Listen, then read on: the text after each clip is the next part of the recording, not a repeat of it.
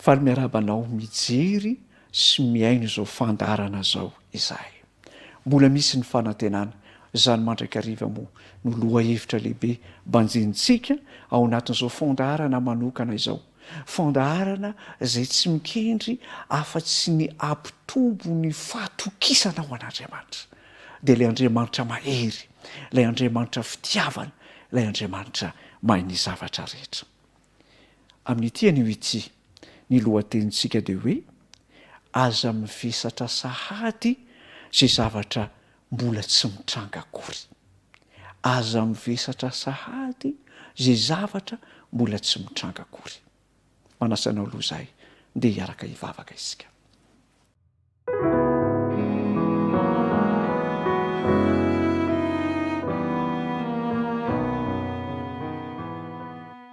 Misaotranao izay no fotoam-pitahiana izay mbola omenao anay ankehitriny.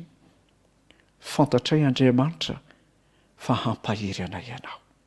Koa dia omeo anay ny fananao masina, ahafahanay mitahiry ny teninao, ary izany teninao izany hamelona indray ny fanantenanay.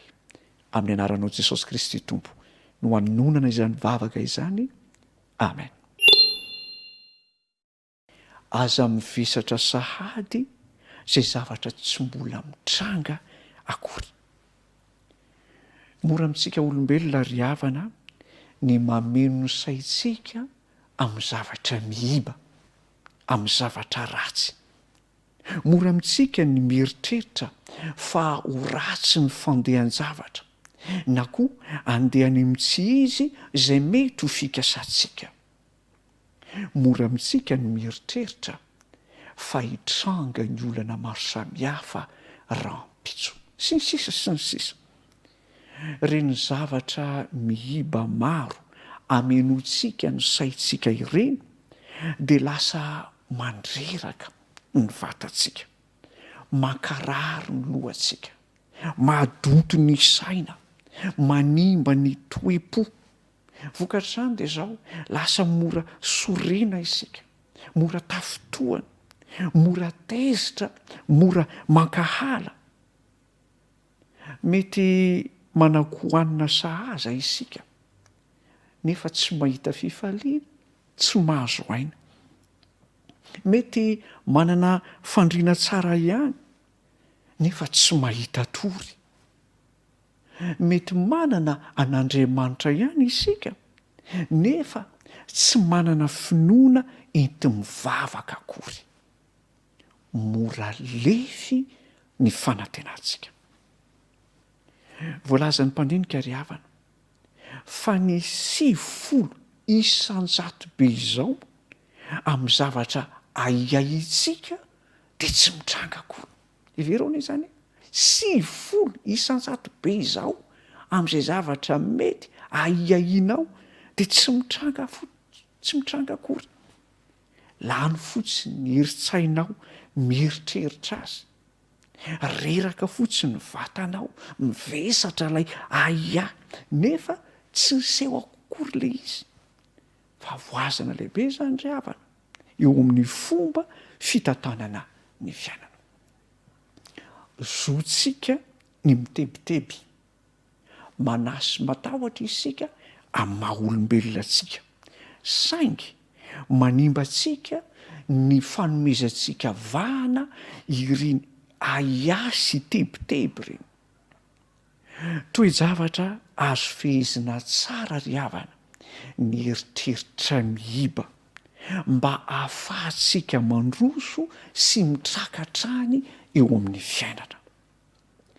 Ny omaly efa lasa tsy azonao averina, ny raompitso mbola tsy mitranga tsy azonao fehezina, ny anio no nomenanao mba ho atrehanao.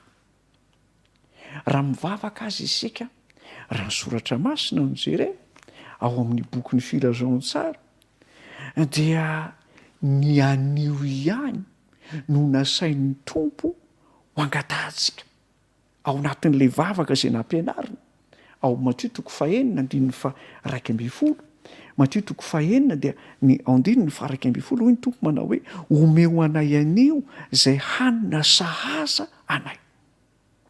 Dia nampiana izany ao amin'ny Matio 9:1 dia ny 1:4-13, Matio 9:1-4-13 dia hoy Jesosy hoe ary amin'izany dia aza manahy ny amin'ny ampitso ianareo fa ny ampitso hanahy ny azy. Matio 9:1-4-13.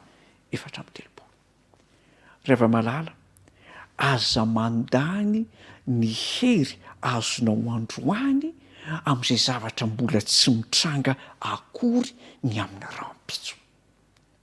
Fitantanam-piainana mahasoa zany. Raha misy hery no raisinao androany, aza mandany an'izany amin'izay zavatra mbola tsy mitranga akory raompitso. Ry havana, ilay raintsika be fitiavana dia manome toky antsika amin'ny teny tsy voahozongozona. Ary zany no mahasarobidy ny teny fikasana sy ny tenin'Andriamanitra, mampiorina ny finoantsika ireny. Zao ny voalaza ato amin'ny Petera 2:5 dia ny 5. Petera 2:5 dia ny 5. Zao ny voalaza hoe ary apetrao amiko ny fanahinareo rehetra, fa izah no miahanareo. Raha ny Tompo mihitsy zany no ampitenentsika araka io toko sy andino io dia izay no teneny hoe apetrao amiko ny fanahinareo rehetra, fa izah no miahanareo. Dia hoy ihany koa ny teny anankiray mampahery izay inona fa ny ankamaroantsika dia mahalala an'izany ao amin'ny Jeremia 9:20 dia ny 1:12, Jeremia 9:20 dia ny 1:12. Dia hoy Jehova hoe fa izah mahalala ny hevitra heverako anareo, dia hevitra hahatonga fiadanana fa tsy loza, mba hanome anareo fanantenana ny amin'ny farany. Mampahery zany rehefa malala. Lay Andriamanitra marina amin'ny teniny mihitsy no miteny an'izany hoe izy mahalala ny hevitra hiheverana izay mahasoa azy sy mahasoa anao, ary hevitra hitondra fiadanana zany mba hananantsika fanantenana. No zany ry havana, matoki, mahereza, mbola misy ny fanantenana ho anao. Ndeha hiaraka hivavaka isika.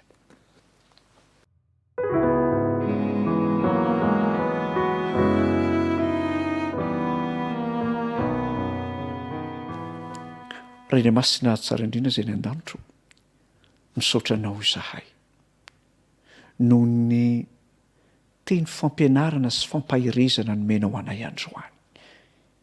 Impiry akory moa izay eo amin'ny fiainanay no voagejany tahotra sy ny tebiteby, ny ahiahina amin'izay zavatra mbola tsy mitranga akory.